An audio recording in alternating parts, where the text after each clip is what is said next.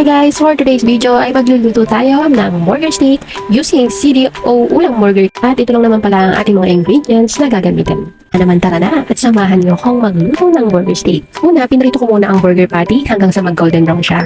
After ko nga iprito lahat ng burger patty, ayan, sisimulan ko ng magisa ng bawang at isusunod ko na ang mushroom. Ang next ko namang ilalagay ang evaporated milk. Naglagay din pala ako ng butter at nilagyan ko na rin ng asin at pamintang pino. Ayan, takpan muna natin at antayin natin kumulo.